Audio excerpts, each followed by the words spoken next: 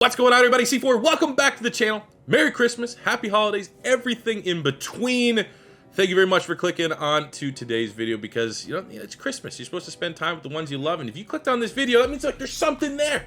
And I'm recording this on Christmas Eve. It's not recording on Christmas Day or anything like that. Right now I'm spending time spoiling the ever-living hell out of my kids. And I'm able to spoil my kids because you guys support my content. So I very much appreciate that. I hope everyone out there has a very Merry Christmas, very safe and happy holidays, Happy New Year, everything else you're supposed to be saying right now. I very much wish it upon you guys. And the only little thing that I can kind of give right now is like, what can I do?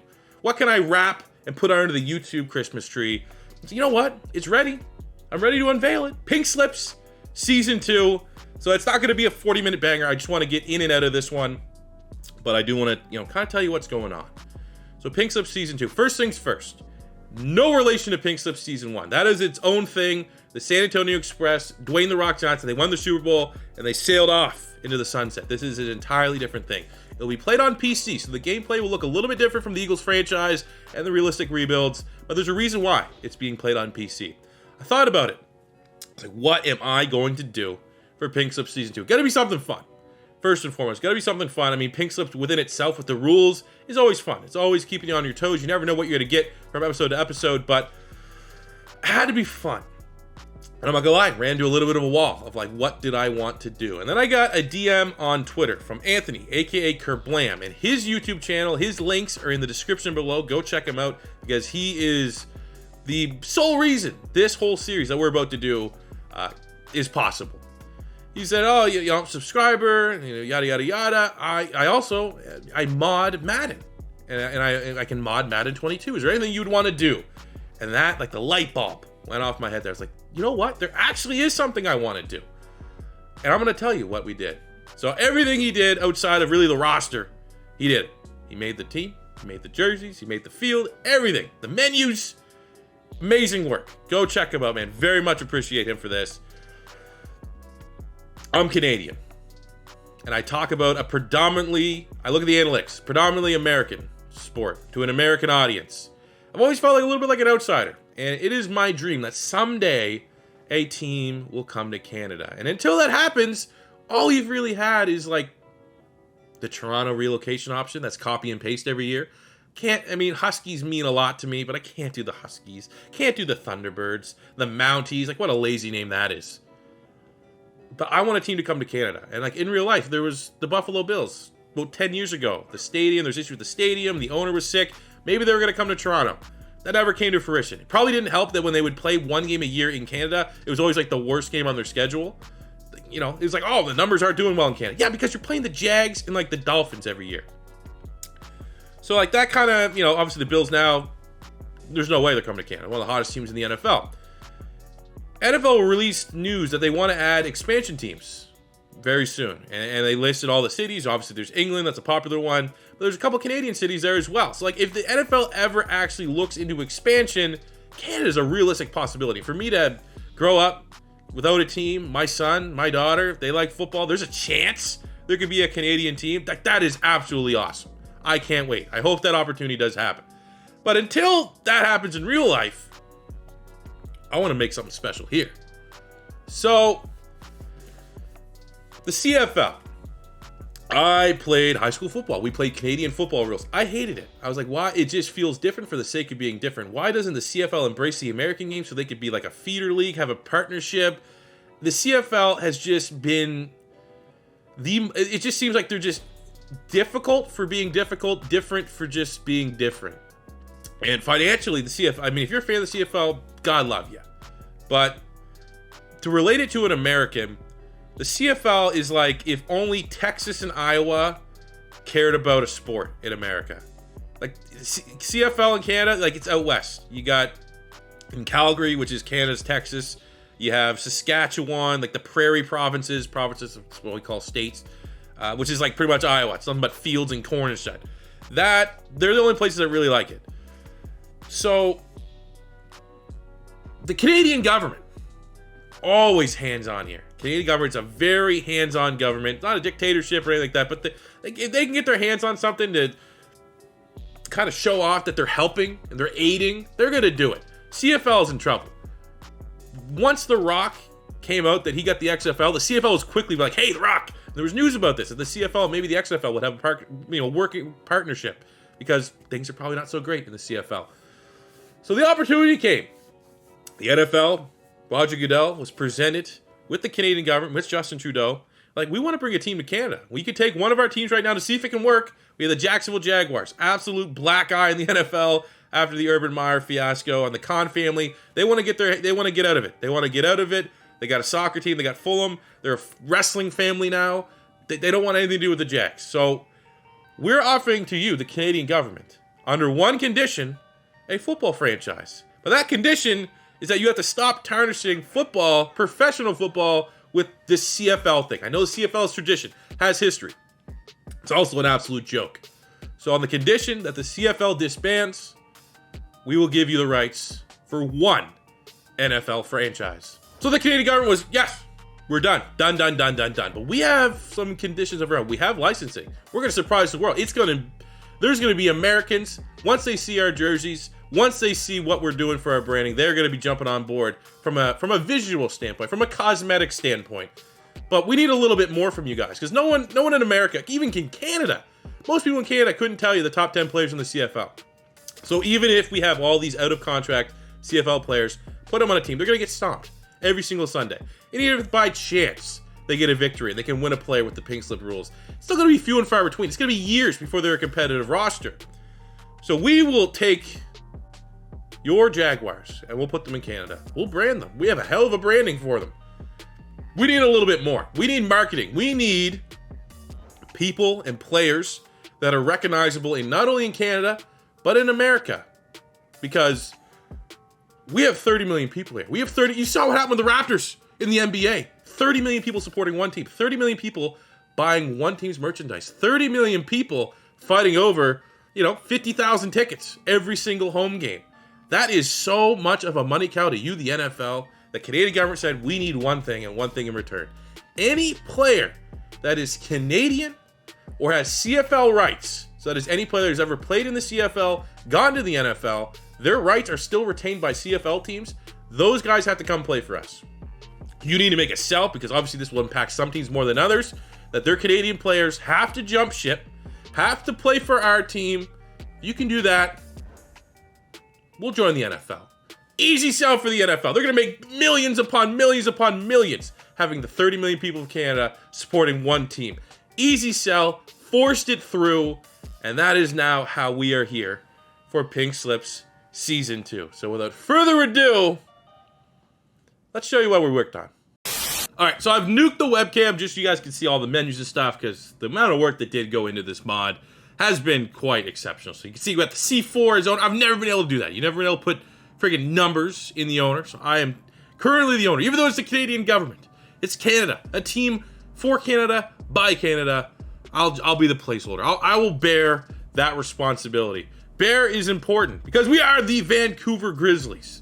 Wait till you see the jersey. So we took a slight modification of the old Grizzlies logo.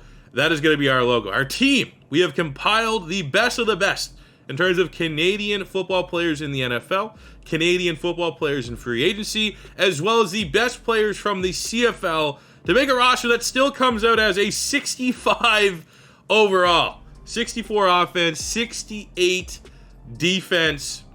Let's take a look at our roster. I mean, I feel like that's something that we can do quickly. I'm not going to break down every single player. You can go look them up for the time being. And then once we get into the regular episodes, the kickoffs, and get into the preseason, the regular season, we will become more familiar with these players. But just giving you a broad idea of the kind of players we have on our squad. At quarterback, now there's no Canadian quarterbacks. There hasn't been one since Mark Rippon.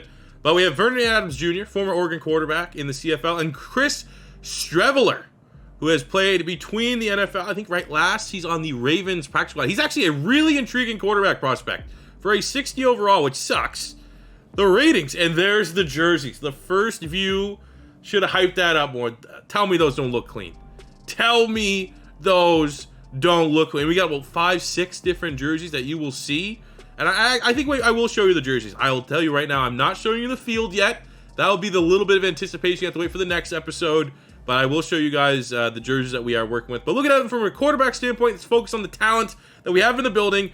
84 throw power kind of sucks. The accuracy is doable. Like, he's nothing in the 60s. The awareness is kind of low. But 89 speed, 89 acceleration, I can work with that. We can work with that. He's going to be a scrambler. And it's Big Sis, man. We got to start stacking up some wins some way or another, and we'll improve the squad that way. But STREVELER is our starting quarterback. At running back, we have Chuba Hubbard, who's probably one of the most famous Canadian football players ever, which this is the perfect time to do a series like this also, because there's never been as much of an influx of young Canadian football talent than what there is right now in the NFL.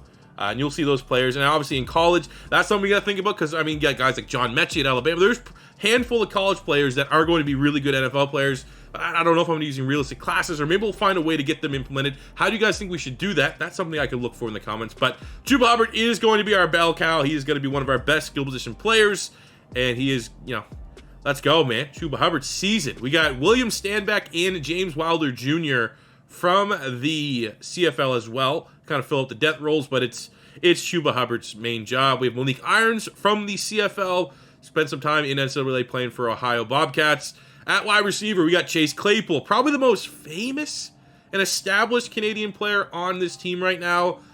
Claypool, I mean, gigantic. Could probably put him at tight end if we want to, but we're going to dominate. Obviously, some maturity issues have arisen, and that may come up at some point in this, but, you know, he's a beast. 92 speed, 89 acceleration at 6'4", 240.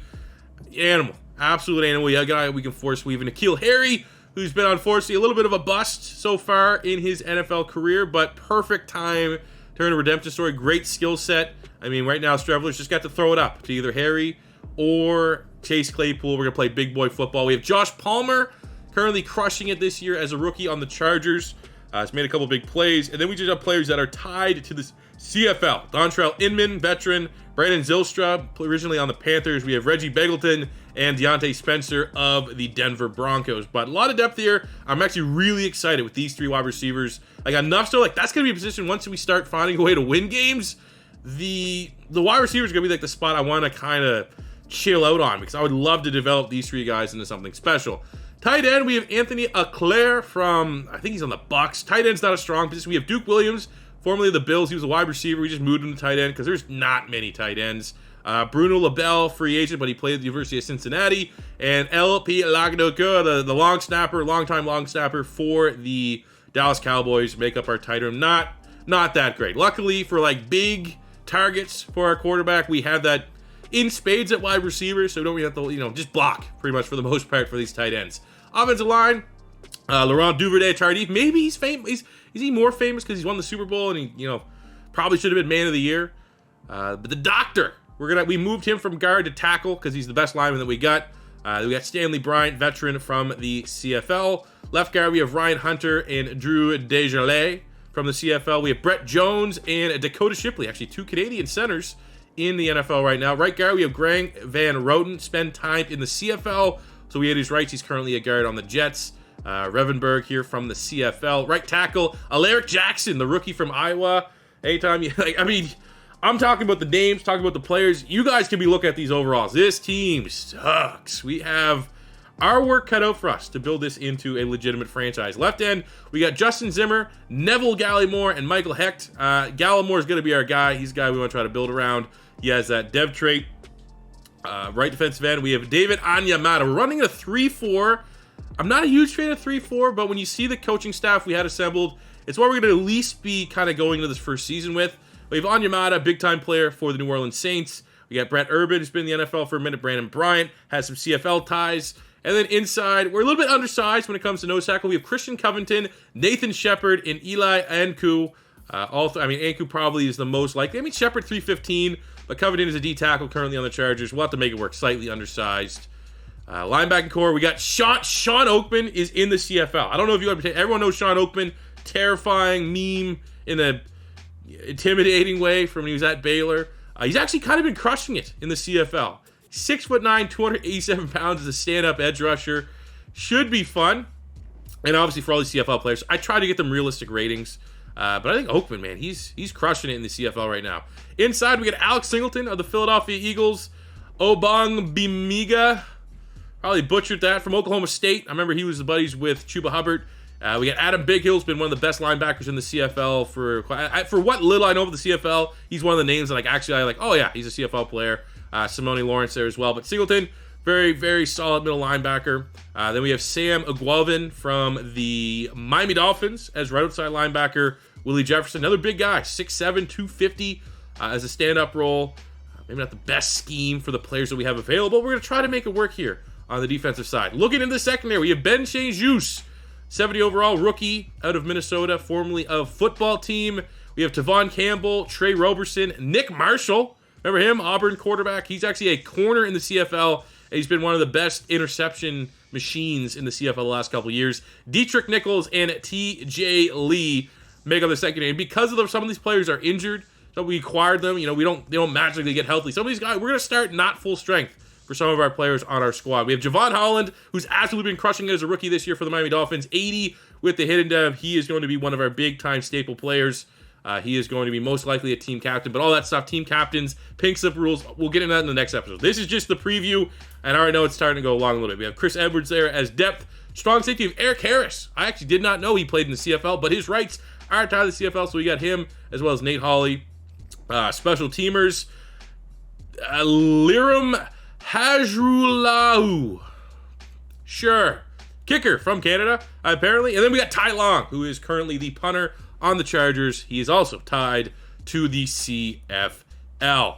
So that is our squad, man. I mean, hopefully there's some guys in here that make you go like, okay, Steve, well, that could be. I mean, I think the quarterback's going to be really intriguing with that skill set. And then really trying to see if we could take these like legitimate Canadian prospects and take them to the next level, like Chuba Hubbard, like Chase Claypool, like N'Keal Harry, like Josh Palmer. And then obviously on the defensive side, you have Neville Gallimore. You have, obviously, to get the redemption a little bit of Sean Oakman. He's a popular player for Americans, not just guys that follow the CFL. And then, of course, Jevon Holland back there at safety. I think he has very high potential to become one of the best free safeties in the NFL. So that is, I think, all I really want to show right now. There's still more. I really can't wait to show you guys the stadium. But that is, I gotta leave you something. I gotta leave you something to come back for the next video. I don't know when it's gonna be. It's probably gonna be, I'm thinking maybe the 27th. I'll probably take the next couple days off just to chill. But we will have the next episode of Pink Slips before too long. It'll probably be a simulation of the preseason, maybe week 1. Get back into the rhythm of things with Pink Slips. But that is our squad. Let's go into, how do we get here? PC's a little bit different. If we go into free practice, can I show you? I'm pretty sure I can show you guys what the jerseys look like here. We'll go off. That's only sure. Here are what our uniforms look like, as it states right now. And there's our homes. Clean. I'm in absolute love with it. Like, if I could get this jersey in real life, I would get this jersey in real life. Our aways, whites, same kind of pattern. Clean. We got the blackout jerseys. Look pretty good. We have modern teal and black. We have modern teal and white. We have modern black. Modern white. Like, we got jerseys on jerseys, baby. Absolutely can't wait to bring you guys Pink Slips Season 2 with the Vancouver Grizzlies. So if you guys are hyped, if you enjoy this, you think this is going to be something special, something unique, something that's never been seen before on YouTube, make sure you hit that subscribe button. Smash that like button. Love to hit. It's Christmas. 1,500 likes. I would love to hit 1,500 likes on today's video. Have a happy holidays. Have a Merry Christmas. And I'll see you guys back here on the next one. Thanks for watching. Peace out.